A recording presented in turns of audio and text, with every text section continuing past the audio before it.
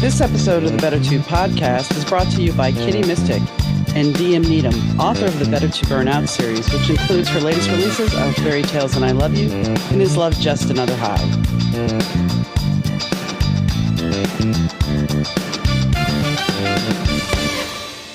Hi, gang. Donna here. Thanks for tuning into the Better To podcast. Today's guest is Phyllis Leavitt. Phyllis and I talk about her in the latest book that is going to come out next year, next July, called America in Therapy. And we discuss the fact that, well, America might need therapy, which, therapy, we've talked about therapy for several episodes and several seasons of the show. But I think she makes some very valid points. So tune in.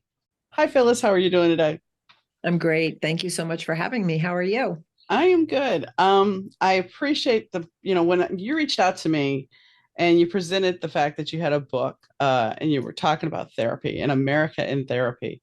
And one of the questions that popped in my head, and I know this is like right out the gate, I'm going to ask you something really wild, but do you think that part of the reason we have such the mental health crisis that we do nowadays is the fact that we have taken critical thinking away in some aspects? Well, that's a great question. And it probably has far-reaching tentacles in terms of what you could talk about it. But I do think that it's I talk about the family of America as if it's a family, because what I have learned as a family therapist and as a therapist is that we take our family dynamics with us wherever we go. So whatever we learned and whatever our conditioning has been, most people without some kind of intervention or education or some kind of other, new perspective coming in on them, pretty much take what they've learned out into the world. And that means that we take it into our larger institutions, schools and businesses, and into government and legislatures. And so we play out those family dynamics wherever we go for the most part. And to zero in on your question, some of what happens in the larger family institutions and groupings is a desire to control people and to bend them to the will of those in charge. And that happens, for better or for worse. But when it happens for worse, then you have a limitation on critical thinking. You have a limitation on freedom of thought and freedom of exploration and freedom for, really digging deep and discovering like the roots of things or the best cures for things, because it may threaten the powers that be.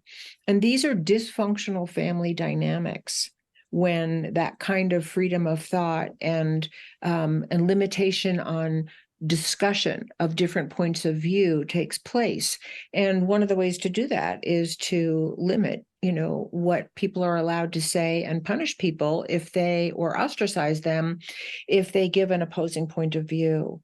So that's a very short answer to a huge question. But no, because it's a perfect question and it's a perfect explanation, because when you actually look at the dynamics of our world in general, you look at, and nobody jump on me for saying about religion, but I have to say this because at a certain point, there's certain aspects of religion, of government, that is all about power and control. And I'm not against the government and I'm not against religion, but you have to look at the bigger picture of how much control are you relinquishing to somebody else? And it's not that like I said, I am not anti-government. That is not what I'm trying to say here. I'm just saying that we need to actually be willing to have critical thinking to be able to see the big picture. And I saw an interesting meme this morning that talked about once, I think it was allegedly by Einstein, but it talked about the fact that once media was controlled by one entity, then we would not be able to have a critical thought because we wouldn't have all the facts. And I think that's very much what's frightening about what's happened, because we really do need to hear other people's opinions. And one of the many reasons why I wrote my book was to look at what's happening in our country through the lens of what we know happens in healthy families and what happens in dysfunctional and abusive families, so that more people can have an idea of what's actually happening here, because it's psychological. Because so what you said, I agree with. It's not about government. We have to have some kinds of Right. institutions for rules and how we order what happens, and to make perfectly more smooth ways of cooperating with each other for the higher good of everyone, or the best provision for everyone. So it's not essentially about government. It's not essentially about religion. It's about the psychology that we bring to it. It's the state of mind. It's our beliefs about ourselves and about other people. And one of the big issues that we really don't talk about on the national stage this way, which is a very, very important psychological issue, is how do we deal with conflict? Very true. I mean, especially here, there was a surprising fact not too long ago that came out that America has been at war almost every year since way back when. And it's like, you don't think about it because we don't hear about it. We don't hear about the little conflicts.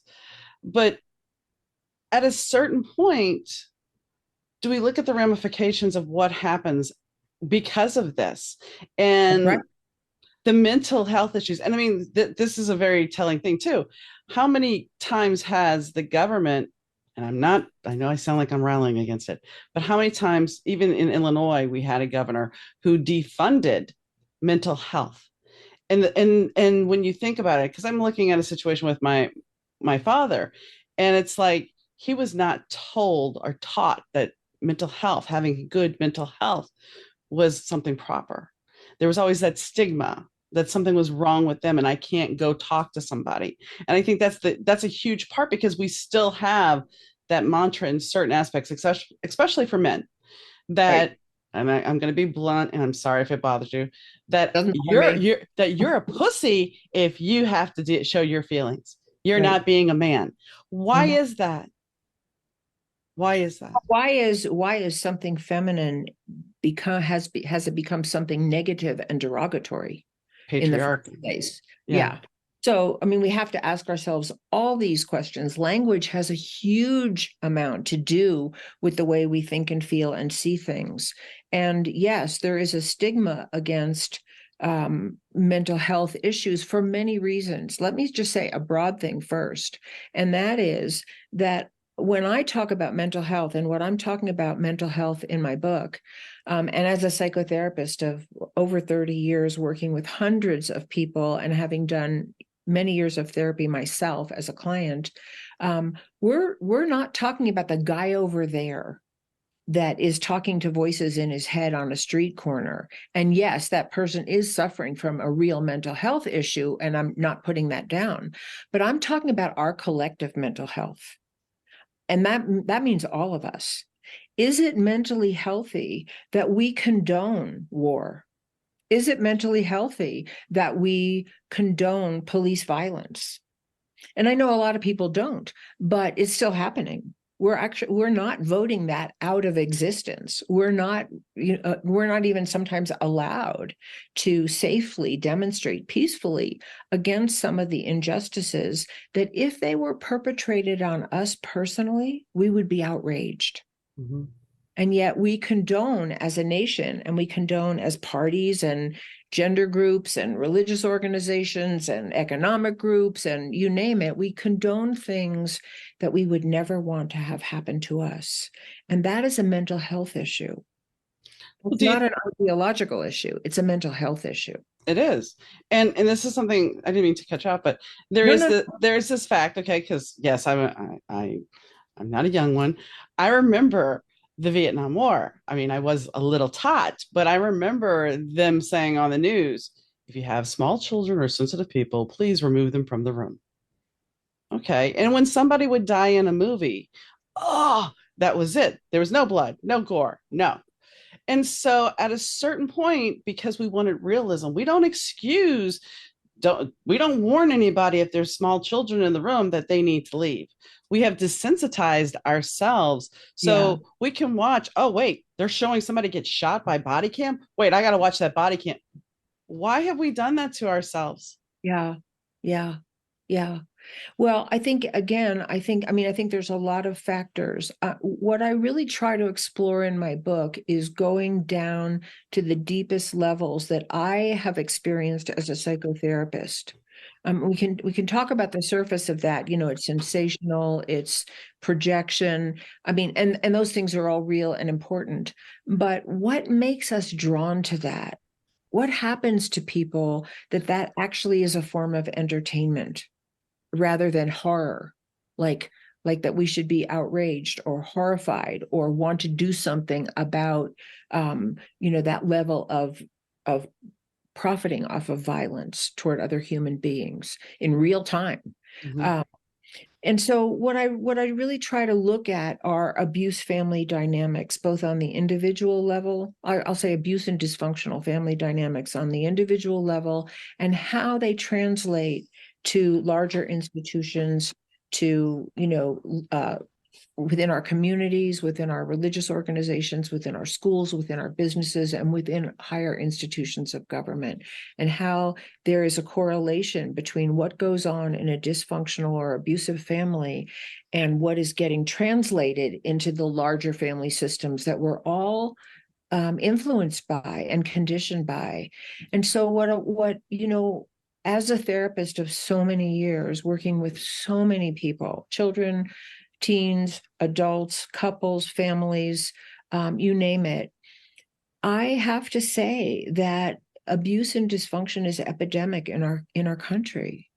We are not a country that prioritizes the health of the family and the well-being of the family. And in fact, in many ways, we deprive families of some of the necessities that they need to function well, whether it's a living wage or access to medical care or easier access to education. I mean, there's justice, all kinds of things that we have problems, severe problems with in America. And families are really suffering high levels of stress, high levels of intergenerational abuse that just gets passed down with no interruption, addiction issues, depression issues, anxiety issues, all kinds of issues that are flooding and really conditioning our families and therefore our children. And without access to good mental health, whether it's even just the access to therapy for a lot of people, but it's way bigger than that. If the family system is not providing well for the individual family, then the family system of America needs to be addressed. And that's really the heart of my book, that we cannot continue to blame our victims. This is what, go ahead, go Oh, go ahead. ahead, go ahead, go ahead, go ahead, Well, go ahead. this is what abusive parents do. They blame their victims or spouses. I hit her because she, talked back. I beat him because he didn't do his homework, or whatever. There's always a justification for that an abuser uses for what they dished out to another person that was really hurtful. And we do that as a country. We blame our poor. We blame the addicts. We blame the people on the street. We blame whatever we do. And we target certain populations more than others. We target certain races. We target gender issues. We target economic classes. We target certain religious groups. And these are abuse family dynamics. There's no justification for abuse. In the world of psychology, you don't fight that, you try to heal it. Right. And that's the basic theme of one of them. I mean, I could say 10 basic themes of my book, but that's a big one, is that we have to get out of the paradigm of dominating and suppressing other people and trying to bend them to our will, and move toward a culture that is actually trying to heal our ills. Because when you don't help people, they become symptomatic. Victims of abuse in their own home become symptomatic. whether they become, walled off and isolate, or they become highly aggressive, or they become easily controlled, or they have addiction issues, or, there's a whole long list of issues for people who are treated poorly by other human beings and don't get help and don't get rescue. And if we're targeting whole populations in our country, they're going to be symptomatic. And then it makes no logical sense, but it's also unjust to blame them for their symptoms. And let me, I want to say, well, I want to say a big thing about that, but I want you to chime in before I do that. No, go ahead. The only thing I was going to say is we've taught, and this is something that's come around in the late 90s, early 2000s, that we, instead of actually talking about our problems and dealing with our problems, here's a pill. It'll fix everything. And that may be true. And some people may need that. But the fact is, you're not still dealing with yourself. And it's like, I was talking to somebody not too long ago. When you move, the first time I moved from New Orleans to Shreveport, I'm like, well, I can start this whole new life. Everything's going to be great. And I was a teenager, so I didn't really fully grasp everything. But the truth of the matter is, wherever you go, you take yourself. Absolutely. And so in order to deal with that stuff, you have to heal yourself. A pill's not going to fix. A pill may make you feel better. I'm not going to, Right. But in most cases, you're not getting to the root of what caused this. Well, that's the whole point. And that really is the whole point. And one of the things I can say is that if we look at our culture, and I think this is bigger than the United States, but definitely in our culture, we are we're very adamant that we want our devices fixed. If my phone breaks, I want it to be fixed. If my car breaks, I have no problem going to a car mechanic or a computer specialist or a doctor. If I'm, my appendix is exploding or I'm in pain from a broken leg, I have no problem looking for expert help in all those areas except mental health. There's such a taboo around even looking at that. Like, why? And I think we have to ask ourselves that question. Why do we want high-tech everything except high-tech human relations? I think there's a big, to go to your point, I think because the stigma of the 50s, 60s about mental health was, oh my God, you must be crazy.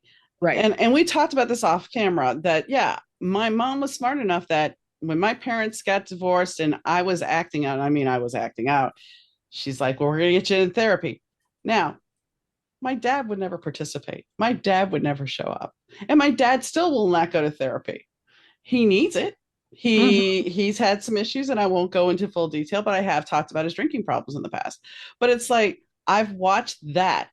But then the other caveat is my mother should have had her own mental health problems. And, you're talking about controlling. And there was an issue one time where I'm a very creative person, and we were living in Shreveport, and I was, I think, 20 years old. And for the time, I was dressing kind of outlandish for Shreveport.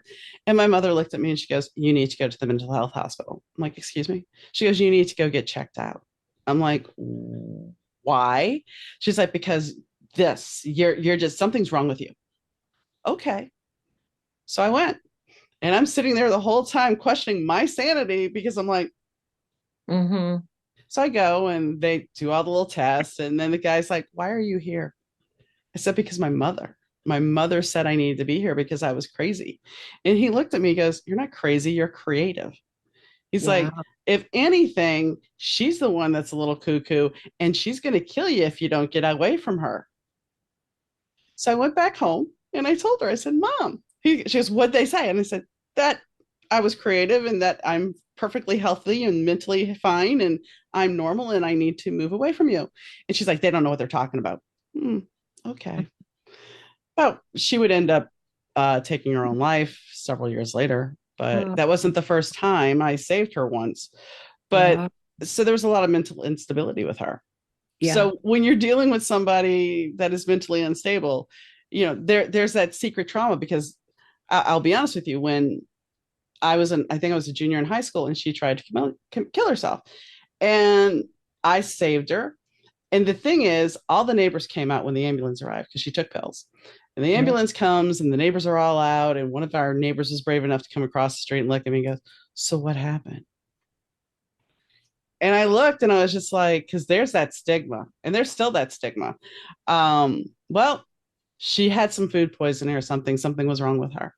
And nobody really thinks about the stigma of, and this doesn't happen often, but you go to a doctor's office and you fill out that questionnaire and it's like, mom, deceased, health issues, deceased, mental illness. How did they die? Suicide. It's like you have to wear that as a badge of honor, even though Mhm. it's not. And it's abusive. It's people, and I don't want to sound really harsh, but I'm going to. Suicide at a certain point, it depends on how sick they are and how long they are sick. It becomes very abusive and narcissistic because my mother actually wanted me, before she formally did it, she wanted me to come back from Dallas to Shreveport and find her in the shower. She was going to shoot herself in the shower and wanted me to find her. And this is after a whole month of calling me every day, and I couldn't do anything because she was married and my stepfather would not commit her.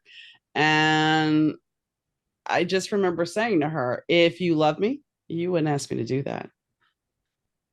Because Mm. how twisted and abusive is that? And I Mhm. understand she was sick. I'm not taking away from that. But how abusive is Well, that? I think what you're saying is one of the things that's very hard to understand is that the most abusive among us are mentally unwell. People who are mentally well and healthy Mm-hmm. do not do things like that. No. And one of the outcomes for severe mental illness is abusive behavior and abusive dynamics and abusive relationships with other people. And it's the easiest to abuse people that you have some control over. And that's why it's so frightening to see that happening on larger levels in our country, where there are such extreme power dynamics, economic and political and cultural, and in all realms.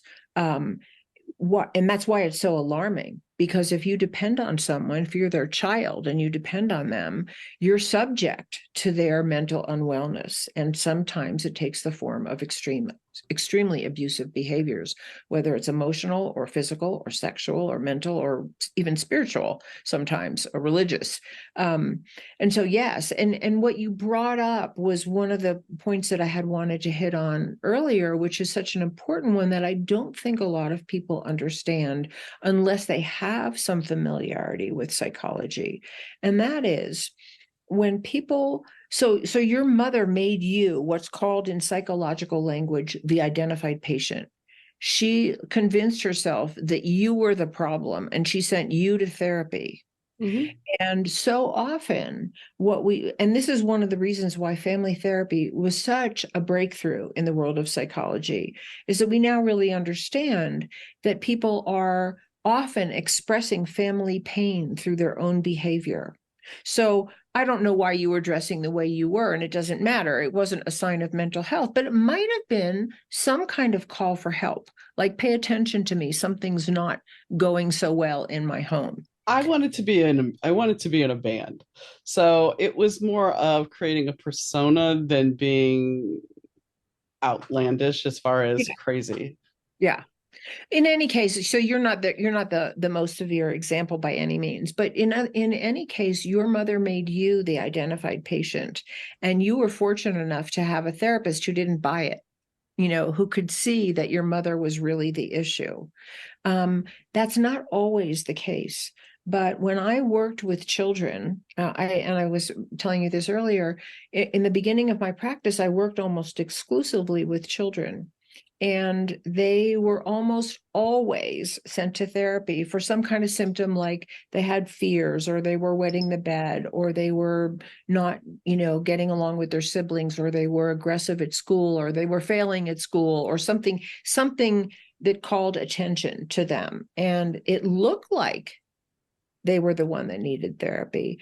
But inevitably, what I would find was it was the parents that needed therapy. And most often, the children were suffering from either extreme conflict at home between their parents or a divorce. And often it was a divorce and a conflictual divorce. And divorce is traumatic for children, regardless of whether it's conflictual or not, but often it's conflictual.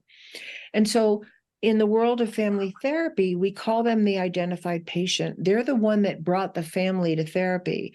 And a good therapist, like your therapist, took you out of that role immediately and identified the problem where it really lay, which was some kind of mental health issue with your mother. And often what happens when children are sent to therapy is that the family issues are what actually is identified as what needs to be treated. So if we take that lens and we look at our country that way, who are the identified patients in our country? Who are the ones that are most symptomatic? And we have some highly symptomatic people in this country. We have people who are committing multiple murders of strangers. We have people who are dying in the streets of overdoses or selling drugs to children, who are trafficking little children into sex, who are embezzling, who, the list goes on and on. We have highly symptomatic people. Could they be calling for help for the family of America the way a symptomatic child does in their own family? And I think we have to see them that way. It doesn't mean we don't hold them responsible for what they're doing, but we have to understand that they weren't born a murderer. Well, What?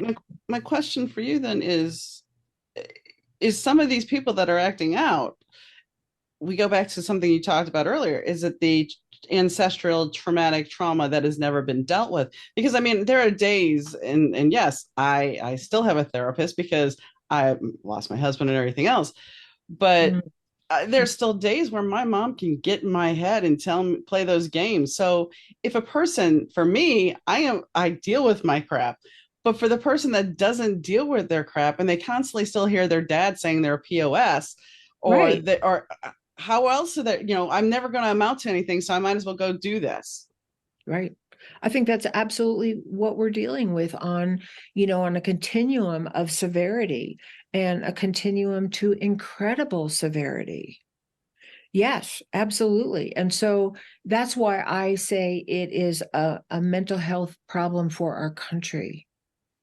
Where do we need to begin? Because the other half of that is part of it's the diagnosis, and we're touching on some of the high points, and there's lots of other points that we won't have time to discuss. But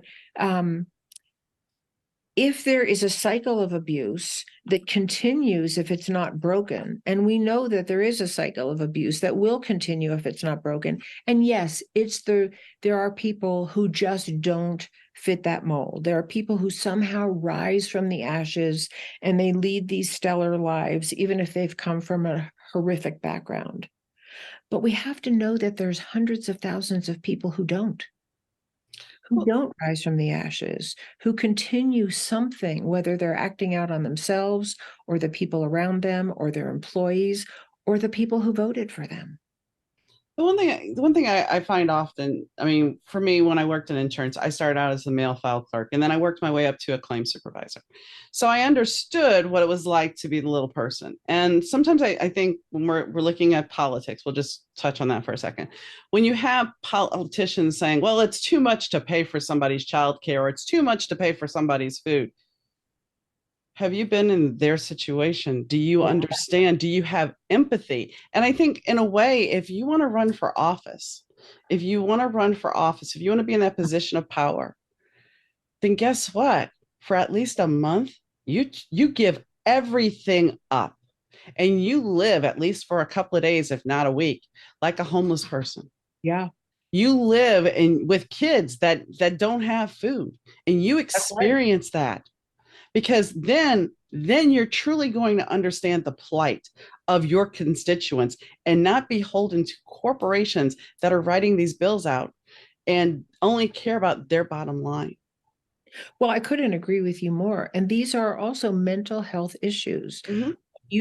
When you don't have empathy for the pain of other human beings and their children And I really want to emphasize the children, because the children are having no choice. They're in these homes and they're going to grow up with the scars of what's been inflicted on them and what's been withheld from them. So, absolutely. And the lack of empathy is one of the outcomes of an abusive family dynamic. Mhm. An abuser doesn't have empathy, they don't teach that to the people around them. So if you are one of the people in an abusive home, whether it's an abusive household or an abusive community, or if you're being targeted for discrimination because of the color of your skin or your race or your religion or your gender, um, you are being treated by an abusive culture. You're internalizing the shame and blame and hostility of an abusive culture. And for some people, it kills the empathy inside of them, because it doesn't work to have all your tender, loving feelings out to be tromped on Right. and hide them away. Um, and whether you become self-protective and easily controlled, or you become someone who identifies with the aggressor. But in the bottom line is, an abusive culture breaks the bonds of human connection.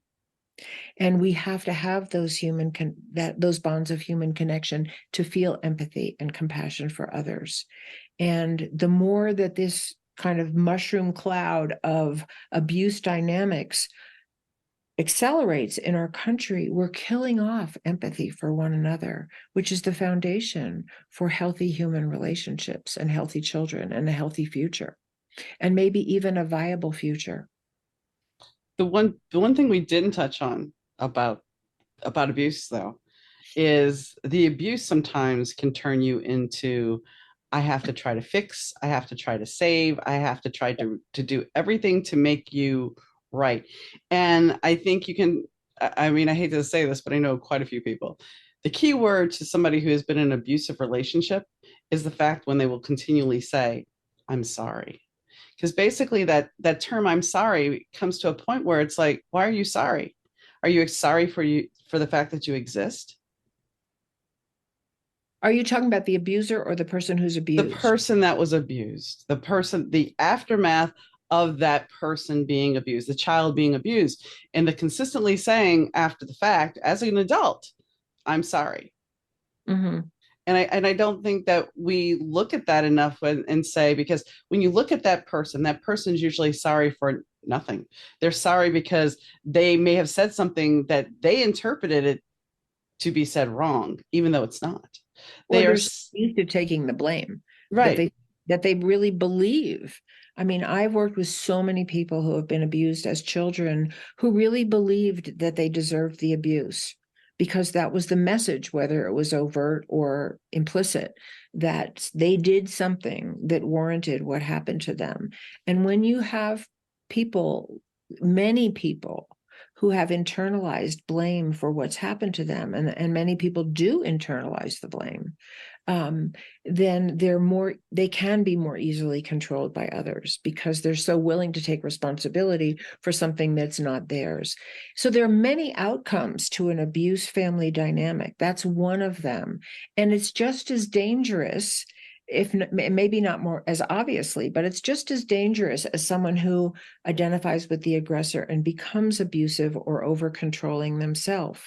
And what we see in the world of therapy is that someone who has identified with the aggressor on some level, who seeks control and domination, will invariably be attracted to someone who can be dominated.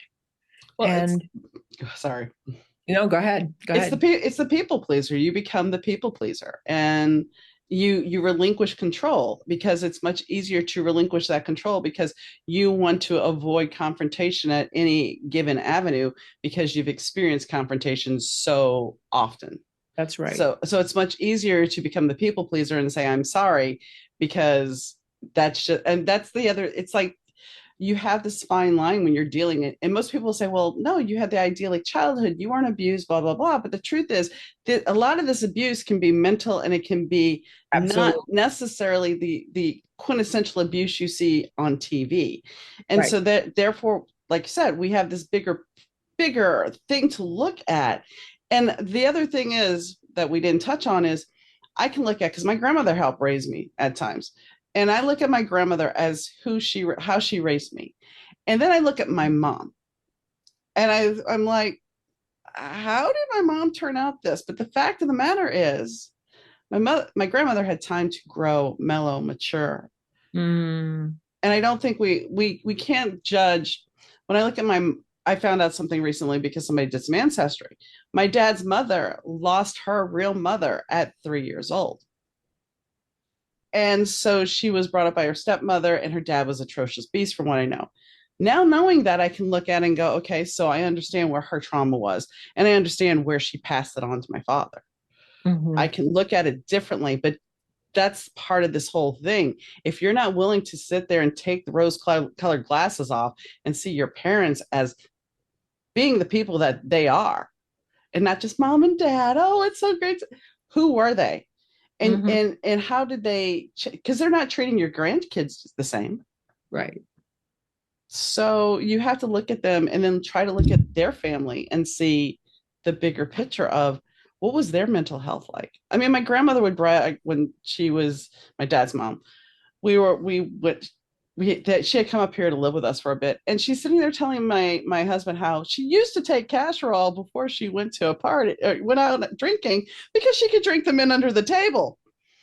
Oh, okay. And she's bragging about this, but in the back of my head, I'm like, okay, so this explains why dad is capable of doing this. For me, watching him do that made me go, no, because to me, it was obvious that if he could do that, I certainly could do it. And my mom's dad was a drinker as well. So it was just like, mm-mm. I've seen the Mm-hmm. nastiness. My dad was a Mm-hmm. happy drunk for the most part, but I've seen both sides, and no. Yeah.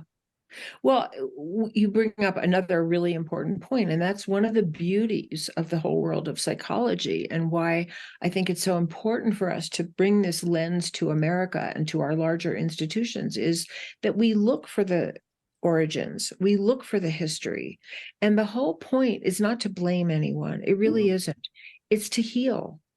The more information you have about where you came from and what conditioned you and what the outcome of that was for you, what you came to believe about yourself, what coping mechanisms you adopted, what you came to have as expectations of yourself and others, what you would tolerate and what you don't, who you're attracted to and who you're not. All of this can be, there's no perfect formula, but we can understand it better if we understand our history. And that's some of the access to healing is, maybe I was brought up to believe that, whatever, I'll just make something up. I was brought up to believe that the only role for a woman is to be a meek little wife and do whatever her husband says. That wasn't my Yeah, upbringing, but I it get is it. for some people. um and you believe that unless you can unless you're in enough pain about having taken that on, that you're willing to do some work and unpack the layers of what conditioned you to believe that. Because inside each person is an essential self that doesn't have any of those beliefs. They're just kind of layers that get put on us from the conditioning that we have. And so one of the things that I think we really need as a country is to look at our own history. We come from, immigrants, except for the Native Americans who were here, who we have massively traumatized. Yeah. We come from largely from people who were also traumatized, people who were prisoners, people who were fleeing persecution or poverty, or religious, injustice and persecution. And we brought our traumas with us. And we know none of those people got help for their traumas. The world of psychology didn't even exist. And so all of that got passed down intergenerationally, and is being acted out today. And so when we talk about America in therapy, we're really talking about not from blame, but actually with compassion. We have a long history of coming from people who were suffering at the hands of other people, and we have perpetrated a lot of suffering. And that's also part of what the best psychology and the best psychotherapy does, is like, even, I don't know about you, but I can say I've hurt people in my life. I didn't mean to. I don't think Oh, I'm an essentially mean person, but I've hurt people out of ignorance, out of my own wounds, out of jealousy or envy, or, just whatever, my own hurt, whatever. And it's very hard, I think, for many people to look at that part. We can look at who hurt us, but it's harder to look at who we've hurt or that we've hurt. But again, it's not with like blame and punishment. The whole lens of psychotherapy and psychology is healing. Okay, so, I misspoke to this person and I had a snappy tone of voice. I did that with my husband this morning, you know, and then I heard myself and I was like, I'm sorry. I really don't mean to talk so grumpy to you.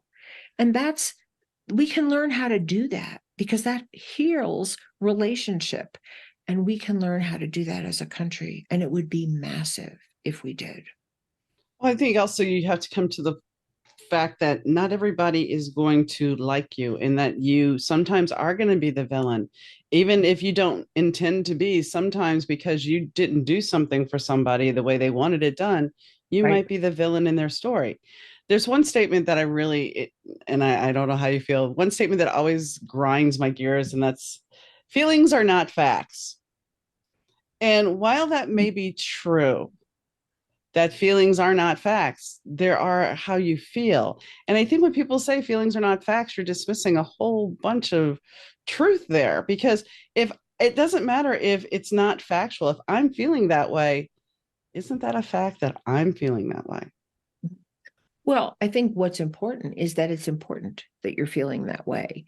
And, um, how I feel about the weather might be different than the fact that it's lightning and thunder out there. And it's a fact that it's lightning and thunder out there. And this is kind of a stupid example, No, but but I might have lots of feelings about that. I might be scared. Maybe mhm. lightning almost hit me when I was a child or whatever happened. Um, so, I think what happens, what's behind that statement is that we still try to control each other with our language. Mhm. That dismisses a whole realm of human experience in one statement, Yes. right? Yeah. And we do this all the time. I wrote a chapter in my book on the language around victims and survivors because, it became very unpopular to say you were a victim. Somehow, if you said you were a victim, you were a whiner, or you weren't willing to get up and try again, or you are staying too long and playing the sympathy card, or whatever you're doing that has a negative connotation. And then people had to say they were survivors of abuse. And the word survivor is fabulous. We want to survive these things. It's a very important word. We don't want to stay in a place of feeling victimized for our whole life. But that's not the point. The point is that if you were truly victimized, it's okay to say that. If you beat me, I can say I'm a victim of physical violence. And then I might be learning how to survive the aftermath of that, and more power to me or whoever is actually learning how to survive the terrible effects of whatever happened that was their victimization. But I think we have to be very careful about the use of language. And what you said was a really good example of that. It's like, if I can only say I'm a survivor, then I can't say you hurt me. And we have to be able to say, you hurt me. Well, and the interesting thing, I was talking to somebody today about this very thing because our brain, especially when we're younger, because I know for a while there, that was the other big thing. Somebody would suddenly remember that they were sexually abused, or somebody would suddenly remember, and it was like, oh, well, that can't be true. But I was talking to somebody about the fact that I had gotten into it with my stepfather. I was about 20 years old, and I had said something to him to set him off. And he got up from the kitchen table, and I was by my bedroom, and he pushed me up against the bedroom, the hall wall, and put his hands around my throat. And there was scratching, there was some, okay. But my mom tells me, she says, well, if you call the cops, I can't do anything. I'm not going to do anything. If he kicks you out, I can't do anything. I'm like, okay, fine. So I have no, but wait. Okay. There's a reason for the story, and but that I know that all sounds awful, but there's a reason for the story. So for a long time, when I talked about this, because ultimately, he kneed me in the groin when I clawed his face. That's how he finally released my grasp because I clawed him. But the fact is, I would sit there and say I had a physical altercation with him. I did not own it. My mind would not let me own it. I hit, I think, 40 something years old, and I watch Law and Order all the time. I've watched crime dramas, and it was something about the exact scene that somebody got pushed up against the wall, hands went around her throat, and they were like, "That's attempted murder." And all of a sudden, the 40-year-old mind could process what the 20-year-old mind couldn't. And it was Wow. like, that wasn't a physical altercation. The man tried to kill you. His hands were around your throat. Yeah.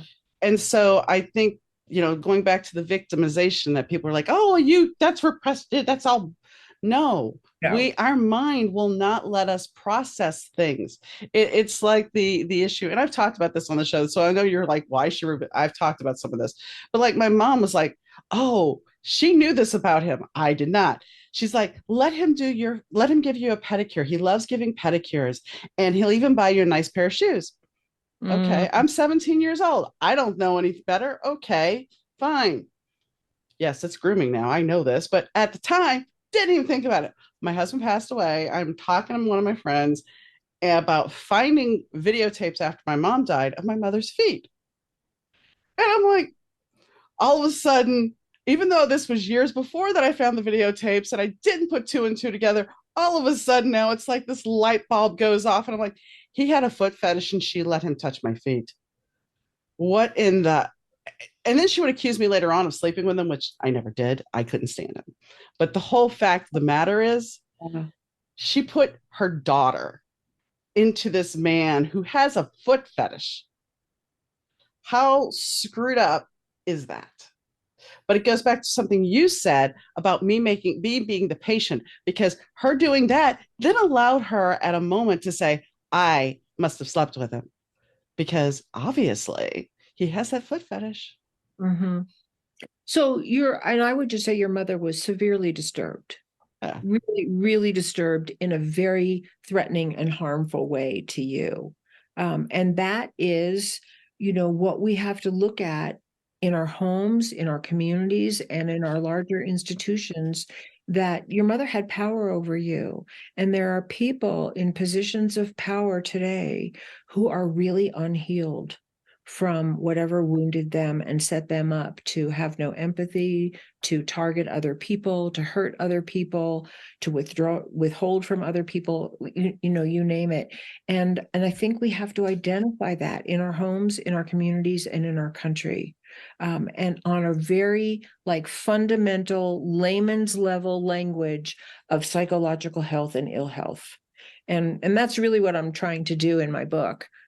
I 100% agree. And I think that's, when we talk about the family, there's a friend that I know that had in vitro and she should never have been a parent. She reminded me a lot of my mother. And I'm thinking, why do we not have psychological tests for that? Mm-hmm. I mean, I know that people are like, well, yeah, you can have a kid anytime, but are you really capable of having a child? Are you really if you're having a child to fix a relationship, that's not a reason to have a child. If you're having a child because you think you deserve it and you think that kid's going to give you unconditional love, that is not right either, because you're setting those kids up to be Mm-hmm. mentally abused. And so that's where I have to ask, this goes back to exactly what we're talking about, because it's like, if you have these people that are not capable of being nurturing, how are these kids going to have nurturing? I mean, I got raised by several different people, so I fortunately had Yeah. other avenues.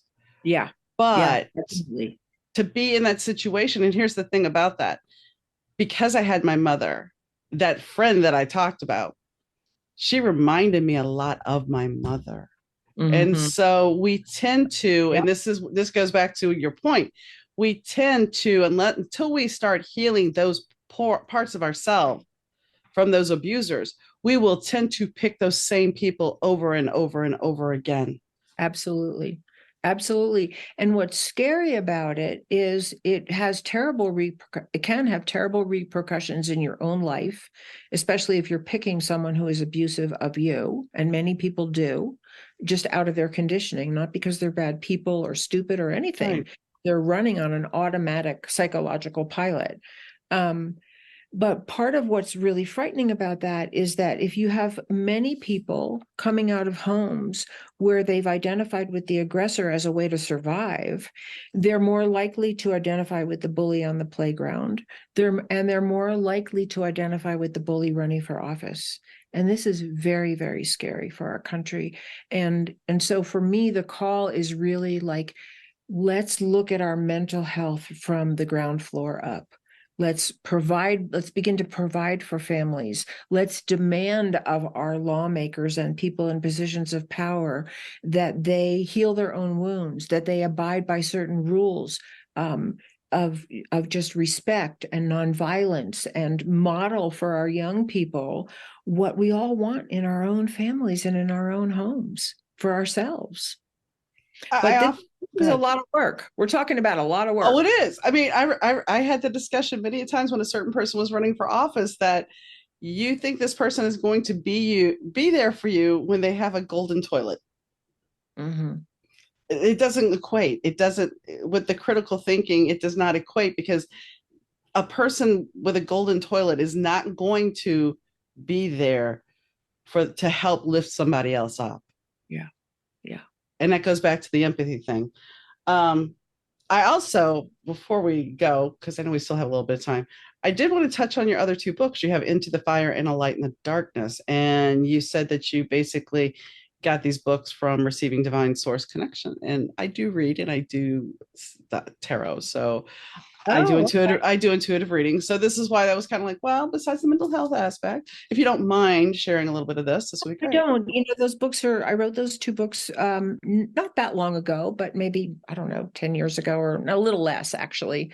And they're very autobiographical in a certain way. I had some abuse and trauma in my own childhood, and it caused me a lot of suffering. That and that's probably why I'm so sensitive to the issue. And I think it also gives me a lot of insight into the ramifications of abuse and neglect if it's not treated. And fortunately, by the time I was in my mid-30s, people were talking about psychology and psychotherapy and going to therapy. And I finally went to therapy, and it really changed my life because I began to remember what happened to me, and I began a long process of healing. And how I would say what was so valuable in 2 words, what I shared in those books is I shared some of where I came from and what life was like for me before I got any help. Um, and also that what I had said earlier, I'm going to highlight now, which is I really believe we all have an essential self, something that was there in us before we were written on by the conditioning that we got from our parents, from our world around us and our communities and whatever else we were influenced by. And that I think the best psychological work really helps a person reconnect to their most essential self. And our most essential self, I have never seen this not be true, and I'm certainly open to hearing somebody else's story.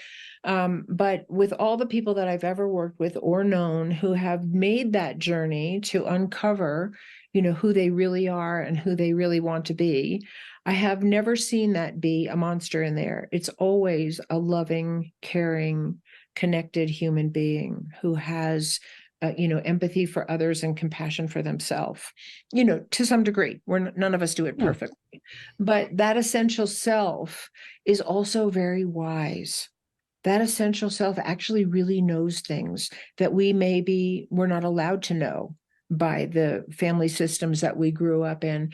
And so in those two books, I really wrote about when I got in touch with that essential self in me, and it felt very spiritual. I got a lot of messages about what the truth was for me. And that's what I share in those books. And it was an amazing journey. It has been. It's not an over journey, but it also has really informed me as a psychotherapist. Those worlds are actually not separate. When you connect to yourself, you connect to wisdom on all levels. And so a lot of what I connected to in myself and in my own healing process, I put in a certain form for America in Therapy because I really want to speak to a wide audience. And I'm speaking through the lens of psychology, but I actually believe those worlds are very connected, if that They makes are. sense. No, Yeah. they are. I mean, I've talked to a neuroscientist who talked about how we are all connected via energy.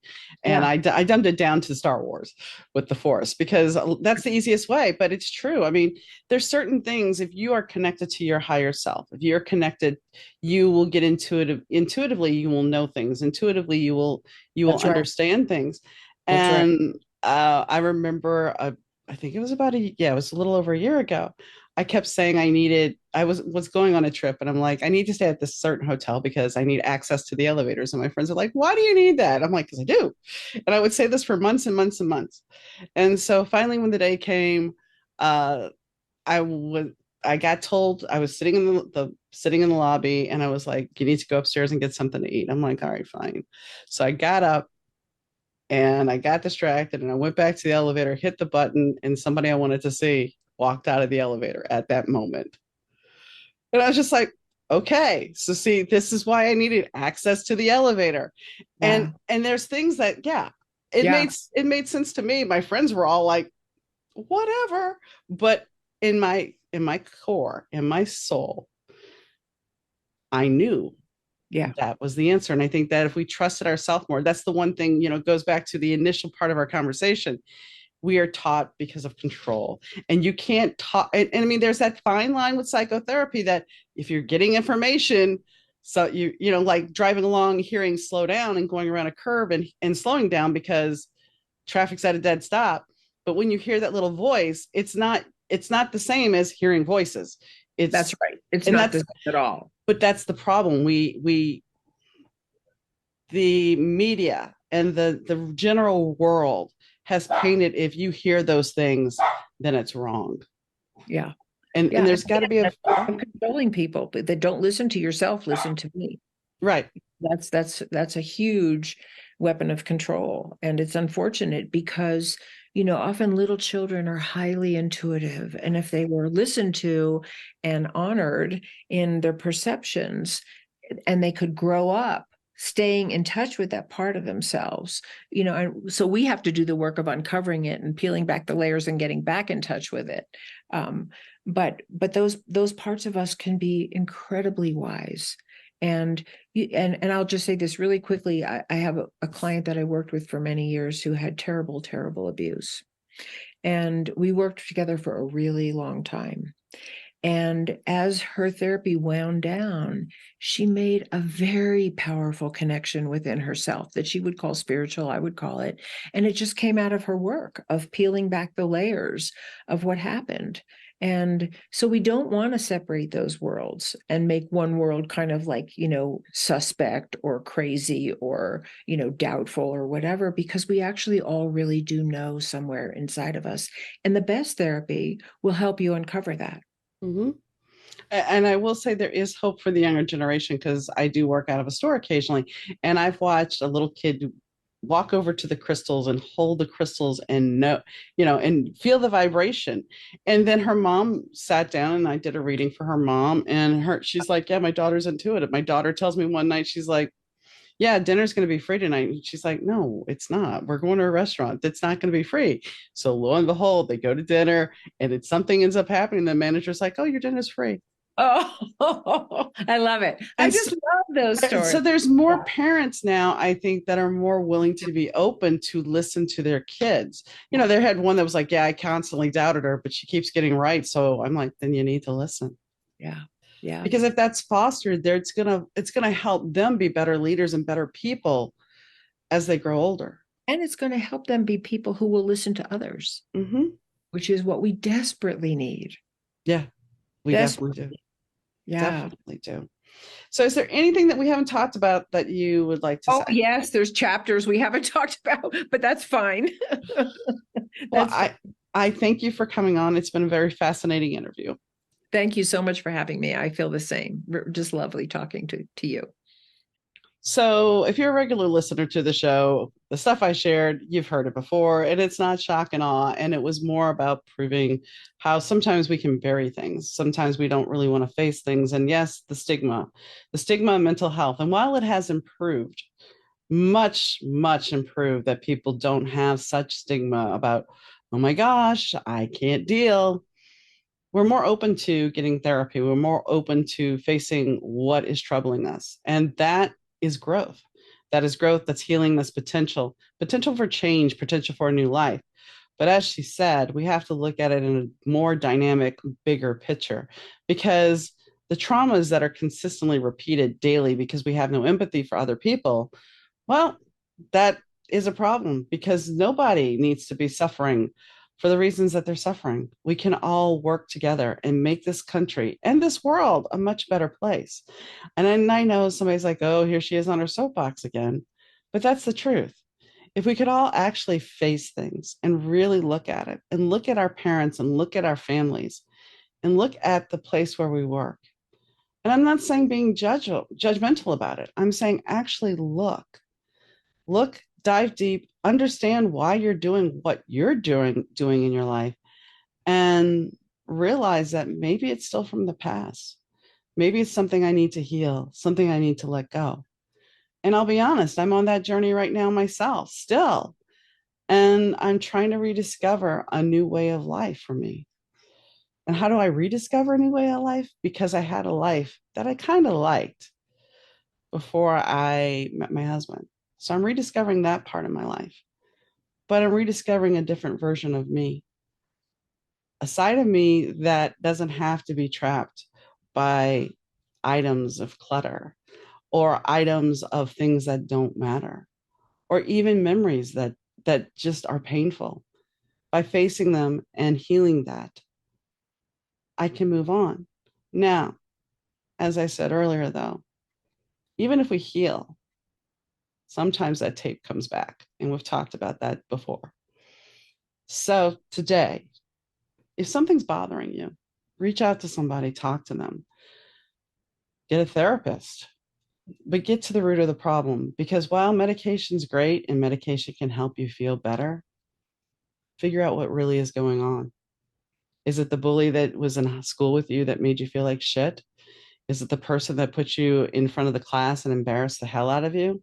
Is it your parents that may have said something to you that you weren't worthwhile? Whatever it is that creates your own negative self-talk, that makes you feel less than you are, know that you're worthy, know that you're worth it. And turn the chatter off, face them, sit down, imagine having the conversation that you really wanted to have with them if they're not here, or you can't ever face them because who's going to go dig up the old bully? But be that protector for the person that was there, that came at you, that you didn't protect at the time. Be the protector. Heal that side of you. So, on that note, if you want to be a guest on the Better Two podcast, you can drop me a line at Donna, at DAUNA, at better2podcast.com. As always, the sound and audio is done by Rich Zai of Third Ear Audio. So on that note, guys, I hope you have a great day, and I'll catch you next time. Bye.